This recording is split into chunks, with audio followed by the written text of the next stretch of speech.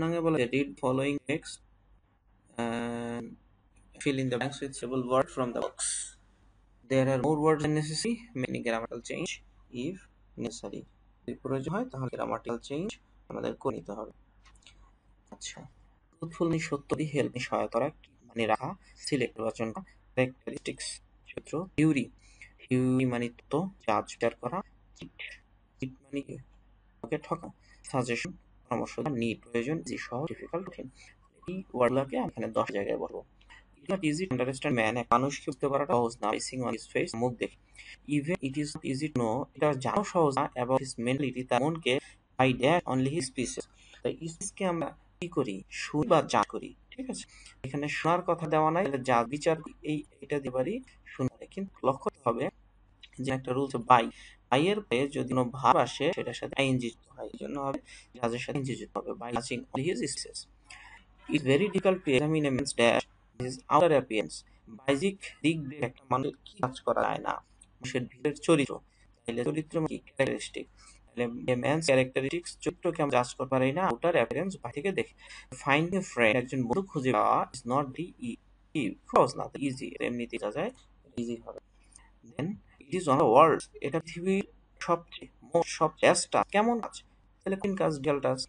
Real friends are found in our dash, প্রকৃত বন্ধু পাওয়া যায় কখন, আমার বিপদের সময়, যেটা আমরা বলি নিড, আমাদের বিপদ সময়, এইটা রিয়েল ফ্রেন্ড পাওয়া যায় বিপদ সময়। Real friend is always dash is friend danger, বন্ধুর বিপদে প্রকৃত বন্ধু কি করে, এগিয়ে আসে বা সাহায্য করে। তো সেই ক্ষেত্রে এখানে আমরা হেল্প আছে, তাহলে রিয়েল ফ্রেন্ড ইজ অলওয়েজ, অবজেক্টের ক্ষেত্রে হেল্পফুল হবে, is always helpful in his friends dangers, বিপদ। He always dash friends set secret, সব সময় তার বন্ধুর গোপন কথাগুলো গোপনেই রাখে। রাখা মানে কি, এই কি হয়, কিন্তু এখানে কি হয়েছে, পারসন সিঙ্গুলার নাম্বার, জন্য হবে friends secrets sure. We can often be dash friends, আমরা প্রায়ই বন্ধুদের দ্বারা কি শিকার হই, চিটিং এর শিকার হই। তাহলে যে চিটসে এন্ড বির পরে যখন তে আসবে আমরা জানি বি থ্রি হবে cheat. We often be cheated by friends, we must main careful dash friends.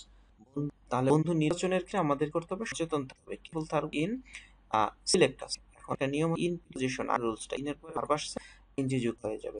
In sitting friends, we can have dash from our elders in this regard, senior আছে তার থেকে আমি ক্ষেত্রে আমি সাজেশন পেতে পারি, যে আছে suggestions, we can have suggestions for elder in this regard, বিষয়ে সাজেশন পেতে পারি। এবার চলে যাও আমাদের মোটামুটি লাস্ট সঙ্গে, fill a blank the appropriate word in this gap, appropriate word চলতে হবে, fill a blank the appropriate word in this gap, appropriate word চলতে হবে।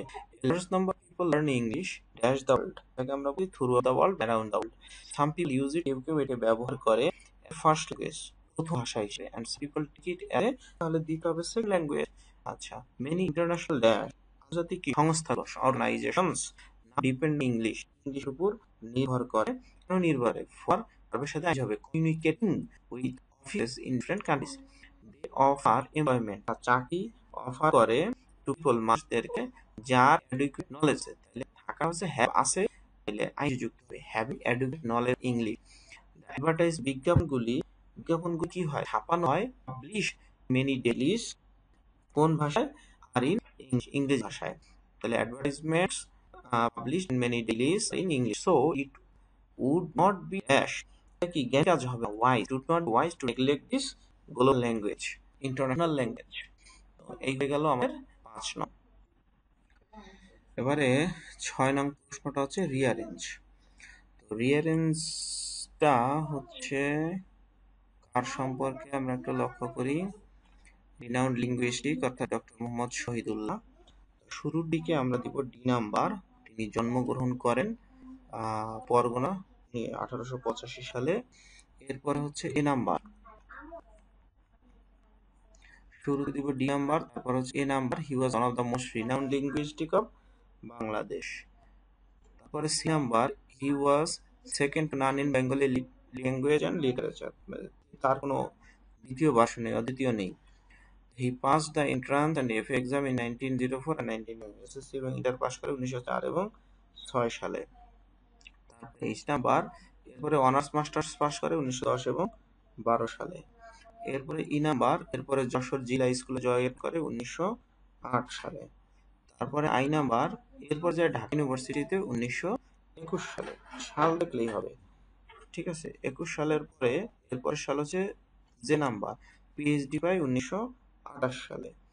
তারপরে হচ্ছে হি রিসিভড সাম অ্যাওয়ার্ডস, এটা পুরস্কার যে পেয়েছে এটা জীবনের শেষ দিকের ঘটনা, and contribution in Bengali literature. এবং লাস্ট হচ্ছে বি নাম্বার, সে মারা গেছে 1969। আশা করি এই সিকোয়েন্সটা তোমরা ধরে রাখতে পারবে। আমি এখানে দেখাই দিই। ডি, ডির পরে A, C, F, H, E, I, J, G, E. আচ্ছা, এই পর্যন্ত গেল।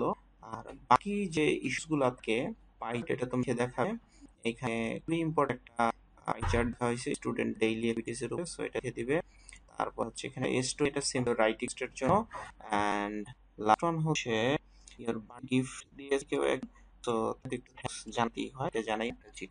রিটেনটা আমাকে লিখে জানাবে, আর বাকি জিনিসগুলোতে অ্যানালাইসিস করে নাও।